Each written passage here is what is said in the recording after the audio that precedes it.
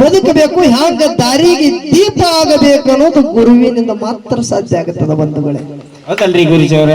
ಸೂರ್ಯಚಂದ್ರ ಹೊರಗಿನ ಬೆಳಕು ತೋರಿಸ್ತಾರ, ಆದರೂ ಕೂಡ ಒಂದ ಮೌಸ ಪಿಂಡ ಹೋಗಿ ಮಂತ್ರ ಪಿಂಡ ಮಾಡಿ ಒಳಗಿನ ಅಜ್ಞಾನ ತೆಗೆದು ಒಳಗಿನ ಬೆಳಕು ತೋರಿಸೋರು ಯಾರಿದ್ರ ಸೋತ್ರಿಯ ಬ್ರಹ್ಮನಿಷ್ಠ ಸದ್ಗುರುನಾಥ ಬಂಧುಗಳೇ. ಪರಮಾತ್ಮ ಹೇಳದ ಬಳಿಕ ವ್ಯಾಸ ಮಹರ್ಷಿಗಳು ಅದೇ ಕ್ಷಣಕ್ಕ ಅವರ ಒಳಗಿನ ಅಜ್ಞಾನದ ಒಂದು ಅಹಂಕಾರ ಏನಿತ್ತು, ಅಹಂಕಾರದ ಅಜ್ಞಾನ ತೆಗೆದು ಬಿಟ್ರು. ತೆಗೆದು ಡಕ್ಕನೆ ಪರಮಾತ್ಮನ ಪಾದ ಹಿಡಿತಾರ. ಅವಾಗ ಆಶೀರ್ವಾದ ಮಾಡಿದ್ರ, ಇವತ್ತಿನ ಹುಣ್ಣಿಮೆಗೆ ಜಗತ್ತದಾಗ ನಿನಗೆ ಜಗತ್ತದೊಳಗ ವಿಶೇಷವಾಗಿ ಎಷ್ಟು ಕಲಾವಿದರು ಅದಾರ, ಎಷ್ಟು ತತ್ವಜ್ಞಾನಿ ಅದಾರ, ಎಷ್ಟು ಋಷಿ ಮಹರ್ಷಿಗಳದಾರ. ಗುರುವಿನ ಗುರು ನೀನು ಪರಮ ಗುರು. ವ್ಯಾಸ ಪೂರ್ಣಿಮೆ ತಿಳಿ ಇವತ್ತಿನ ದಿವಸ ಜಗತ್ತದಾಗ ಆಗಲಿ ಅಂತೇಳಿ ಆಶೀರ್ವಾದ ಮಾಡಿದ್ರು ಬಂಧುಗಳು. ಆ ಒಂದು ತ್ರೈಲೋಕ್ಯ ಸಂಪದಾಲಯಕ್ಕೆ ಸಮುಲ್ಲೇಖನ ವಿದ್ಯೆ ಸಚ್ಚಿದಾನಂದ ರೂಪಾಯ ಶಿವಾಯ ಪರಬ್ರಹ್ಮಣೆ ನಮಃ. ಹೌದಲ್ರಿ ಗುರುಗಳ?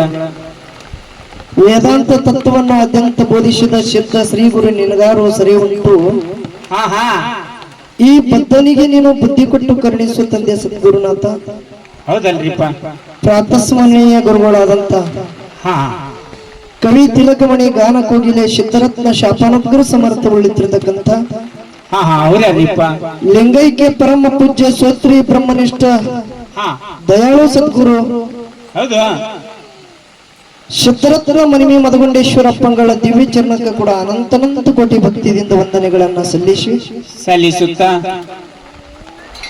ಗುರು ಸ್ವರೂಪಿಗಳಾದಂತ ಸಕಲ ಗುರು ಬಂಧುಗಳು ಕೂಡಿ ಏನ್ ಮಾಡ್ಯಾರಿಪ್ಪ ಗುರುಜಿಯವರ? ಶಿಷ್ಯರ ಬಳಗದವರು ಇವತ್ತಿನ ದಿವಸ ಗುರುವಂದನಾ ಕಾರ್ಯಕ್ರಮ ಯಾವ ನೂತನ ಮೂಡೂರಿಗೆ ತಾಲೂಕ ಬೆಳಗಾವಿ ಜಿಲ್ಲೆಯ ಯಾವ ಹಳ್ಳೂರ ಗ್ರಾಮದಲ್ಲಿ ಇವತ್ತಿನ ದಿವಸ ನಮ್ಮ ಸತ್ಯಪ್ಪ ಕಾಕ ಹಳ್ಳೂರ ಅವ್ರದ ಒಂದು ಗುರುವಂದನಾ ಕಾರ್ಯಕ್ರಮ ಆಚರಣೆಯನ್ನು ಮಾಡಿಕೊಂಡು ಪ್ರಮುಖವಾಗಿ ಆ ಸಕಲ ಗುರು ಬಂಧುಗಳಿಗೆ ಕುಂಬಾರಿ ಗೇನು ಸಿದ್ಧಮುತ್ಯನ ಸಂಘದ ವತಿಯಿಂದ ಅನಂತ ಕೋಟಿ ಶರಣು ಶರಣಾರ್ಥಿಗಳನ್ನು ಹೇಳುತ್ತಾ ಬಂಧುಗಳೇ, ಏನಾತ್ರಿಪ್ಪ ಗುರುಜಿಯವರ? ಸತ್ಯಪ್ಪ ಕಾಕ ಹಾಗೂ ತಾಯಿದವರಿಗೆ ಕೂಡ ಒಂದು ಪವಿತ್ರವಾದಂತ ಪಾದಕ ಅನಂತ ಕೋಟಿ ವಂದನೆಗಳನ್ನು ಸಲ್ಲಿಸುತ್ತಾ ಇವತ್ತಿನ ದಿವಸ ಈ ಬ್ರಹ್ಮ ವೇದಿಕೆಯಲ್ಲಿ ಗುರುವಂದನೆ ಕಾರ್ಯಕ್ರಮ ನಿಮಿತ್ತಕ್ಕಾಗಿ ಹಲವಾರು ನಾಡಿನ ಹಲವಾರು ಕಲಾವಿದರು ಇವತ್ತಿನ ದಿವಸ ಈ ಒಂದು ಬ್ರಹ್ಮ ವೇದಿಕೆಯಲ್ಲಿ ಕೂಡುವುದಾಗ್ಯದ. ಕೂಡ್ಯಾರಲ್ರಿಪ್ಪ ಗುರುಜಿಯವರ? ಅವ್ರಿವ್ರನ್ನದೇ ಈ ಒಂದು ವೇದಿಕೆಯಲ್ಲಿ ಎಷ್ಟೋ ಕಲಾವಿದರು ಕೂಡ್ಯಾರ, ಎಷ್ಟೋ ಶಿಷ್ಯರ ಬಳಗದವರು ಕೂಡ್ಯಾರ. ಹಾಗೂ ನನ್ನೆಲ್ಲ ತಾಯಿ ತಂದೆ ಬಳಗದವರಿಗೆ ಕೂಡ ಅನಂತ ಕೋಟಿ ಸಾಕ್ಷಿ ರೂಪವಾಗಿ ಬೆಳಗುತ್ತಿರ್ತಕ್ಕಂಥ ಜ್ಯೋತಿ ಪರಮಾತ್ಮನಿಗೆ ಶರಣಾರ್ಥಿಗಳನ್ನು ಹೇಳುತ್ತಾ ಭಾರತೀಯ ಸಂಸ್ಕೃತಿಯಲ್ಲಿ ಏನಾಗಿದ್ರಿಪ್ಪ ಗುರುಜಿಯವರ? ಹಿಂದಿನ ಹಿಡಿದು ಬಂದಂತ ವಿಶೇಷವಾದಂತ ಪರಂಪರೆ ಅಂದ್ರೆ ಇದು ಗುರುವಂದನೆ ಕಾರ್ಯಕ್ರಮ. ಹೌದಾ? ಆಷಾಢ ಮಾಸದಲ್ಲಿ ಯಾವುದೋ ಒಂದು ವಿಶೇಷವಾಗಿ ಶುಭ ಕಾರ್ಯಗಳನ್ನು ನಡೆಯುವುದಿಲ್ಲ.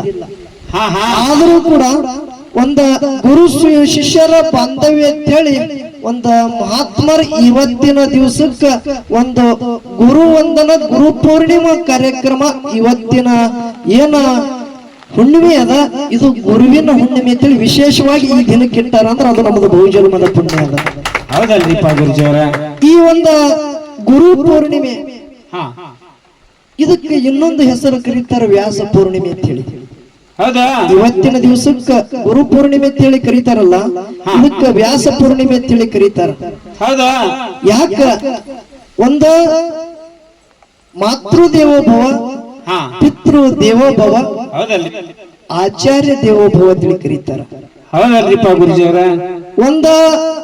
ವಿಶೇಷವಾಗಿ ಹೇಳ್ಬೇಕಂದ್ರ ಏನ್ ಬೇಕಪ್ಪ ಮಾಡೋದು? ತಾಯಿ ತಂದಿಗಳ ದೇವರ ಅಂತೇಳಿ ಎಷ್ಟೋ ಮಂದಿ ಶರಣರು ಎಷ್ಟೋ ತತ್ವಜ್ಞಾನಿಗಳು ಹೇಳ್ಕೊಂತ ಬಂದಾರ. ಆದರೂ ಕೂಡ ಸಂತ ಕಬೀರದಾಸರು ಅವರಿಗೆ ಇದು ಮನುಷ್ಯಗೆ ಒಪ್ಪಂಗಿಲ್ಲ.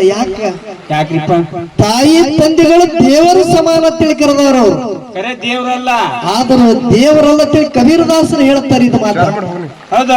ಪ್ರಾಮುಖ್ಯವಾಗಿ ಗುರು ದೇವರ ಅಂತೇಳಿ ಸಂತ ಕಬೀರದಾಸರು ಅನ್ಕೋತ ಬಂದಾರ ಬಂಧುಗಳು. ಯಾಕೆ ಹೇಳೋದದ? ಯಾಕ್ರಿಪ್ಪ?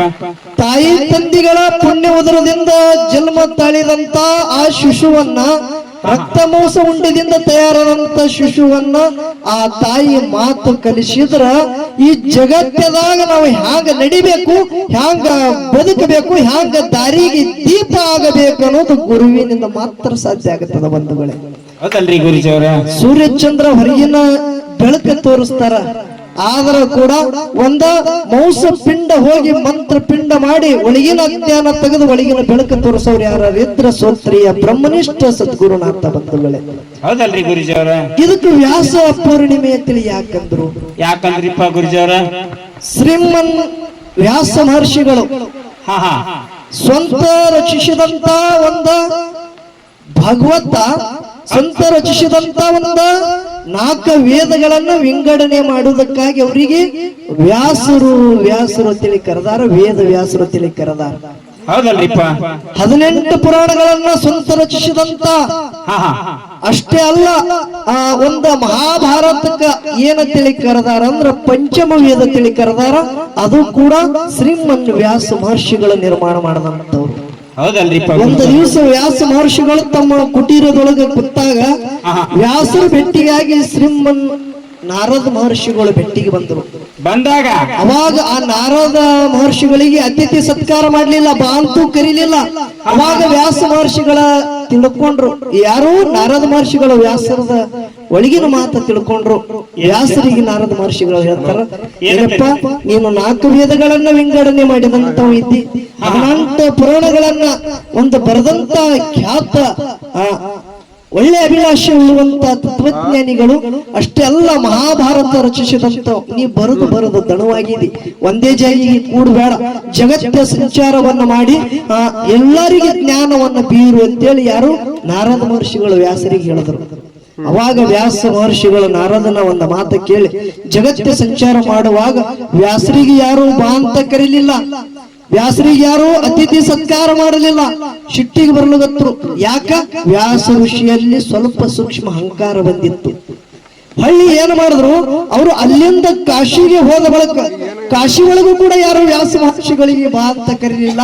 ಅವಾಗ ಶಿಟ್ಟು ಬಂದ ನಾ ಇಟ್ಟು ದೊಡ್ಡ ಒಂದು ಪಾಂಡಿತ್ಯದಿಂದ ಬರೆದಂತವನ ನನಗೆ ಯಾರು ಕರೀಲಿಲ್ಲ, ನನಗೆ ಯಾರು ಗುರುತಿಡಲಿಲ್ಲ.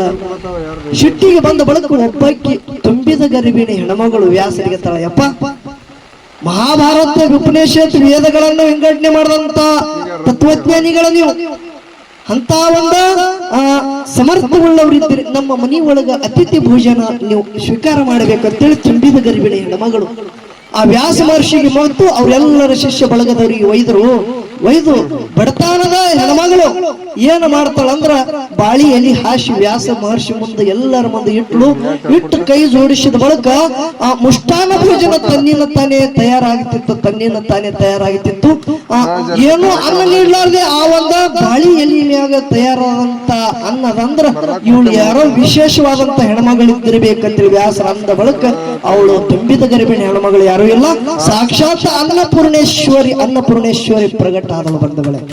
ಅವಾಗ ಪರಮಾತ್ಮನು ಅಲ್ಲಿ ಬಂದ ಬಳಿಕ ವ್ಯಾಸ ಮಹರ್ಷಿಗಳಿಗೆ ಹೇಳ್ತಾರ, ನಿನಗೆ ಯಾರು ಯಾಕೆ ಕರೀಲಿಲ್ಲ, ಯಾಕೆ ಅತಿಥಿ ಸತ್ಕಾರ ಮಾಡಲಿಲ್ಲ, ಯಾಕೆ ಊಟಕ್ಕೆ ಕರೆಯಲಾಗ್ಯಾರ ಅಂದ್ರ ವ್ಯಾಸರ ಇಷ್ಟ ಒಂದು ವಿಶೇಷವಾದಂತದ್ದು ನೀವು ಕೀರ್ತಿ ಮಾಡಿದ್ರಿ, ಖರೆ ನಿಮ್ಮ ಒಳಗಿನ ಅಜ್ಞಾನ ಹೋಗಿಲ್ಲ, ಅಲ್ಲೇ ಜಾಗದಲ್ಲಿ ಕೂತ್ಕೊಳ್ಳೋ ಸ್ವಲ್ಪ ನಿಮ್ಮ ಒಳಗಿನ ಅಜ್ಞಾನ ಹೋಗಿಲ್ಲ. ಆ ಅಜ್ಞಾನವನ್ನು ಹೋಗಬೇಕು ಅಂತ ಹೇಳಿ ವ್ಯಾಸ ಮಹರ್ಷಿಗಳು ಆ ಅಜ್ಞಾನವನ್ನ ತೆಗೆಯತ್ತೇಳಿ ಪರಮಾತ್ಮ ಹೇಳದ ಬಳಿಕ ವ್ಯಾಸ ಮಹರ್ಷಿಗಳು ಅದೇ ಕ್ಷಣಕ್ಕೆ ಅವರ ಒಳಗಿನ ಅಜ್ಞಾನದ ಒಂದು ಅಹಂಕಾರ ಏನಿತ್ತು, ಅಹಂಕಾರದ ಅಜ್ಞಾನ ತೆಗೆದು ಡಕ್ಕನೆ ಪರಮಾತ್ಮನ ಪಾದ ಹಿಡಿತಾರ. ಅವಾಗ ಆಶೀರ್ವಾದ ಮಾಡಿದ್ರ, ಇವತ್ತಿನ ಹುಣ್ಣಿಮೆಗೆ ಜಗತ್ತದಾಗ ನಿನಗೆ ಜಗತ್ತದೊಳಗ ವಿಶೇಷವಾಗಿ ಎಷ್ಟು ಕಲಾವಿದರದಾರ, ಎಷ್ಟು ತತ್ವಜ್ಞಾನಿ ಅದಾರ, ಎಷ್ಟು ಋಷಿ ಮಹರ್ಷಿಗಳದಾರ, ಗುರುವಿನ ಗುರು ನೀನು ಪರಮ ಗುರು ವ್ಯಾಸ ಪೂರ್ಣಿಮೆ ತಿಳಿ ಇವತ್ತಿನ ದಿವಸ ಜಗತ್ತದಾಗ ಆಗಲಿ ಅಂತೇಳಿ ಆಶೀರ್ವಾದ ಮಾಡಿದ್ರು ಬಂಧುಗಳು.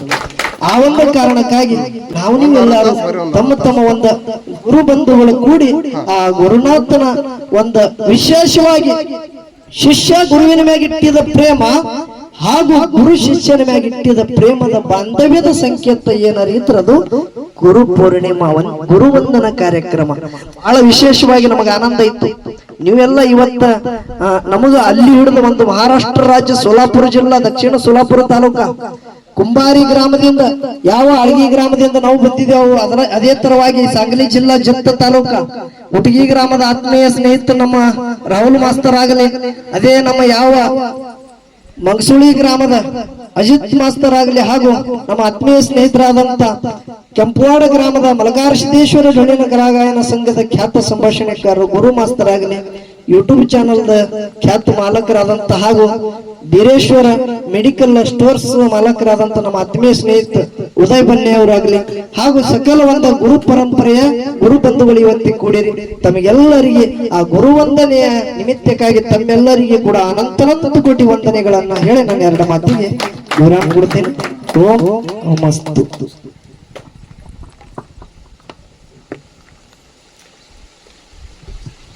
ಗುರುಗಳಿಗೆ ಹೃದಯಪೂರ್ವಕವಾಗಿ ಸ್ಪರ್ಶಿ ಗುರು ಶಿಷ್ಯರ ಬಾಂಧವ್ಯದ ಬಗ್ಗೆ, ಗುರು ಅಂದ್ರೆ ಏನು, ಶಿಷ್ಯ ಅಂದ್ರೆ ಏನು, ಗುರು ಪೂರ್ಣಿಮೆ ಯಾಕೆ ಬಂತಂತಕ್ಕಂಥ ಮಾತನ್ನ ಬಹಳಷ್ಟು ಮಾರ್ಮಿಕವಾಗಿ ಹೇಳಿರ್ತಕ್ಕಂಥ ಪಿಂಟು ಮಾಸ್ತರ್ ಅವರಿಗೆ ಧನ್ಯವಾದಗಳನ್ನು ಸಲ್ಲಿಸಿ ಇದೇ ಒಂದು ಸಭೆಯನ್ನು ಉದ್ದೇಶಿಸಿ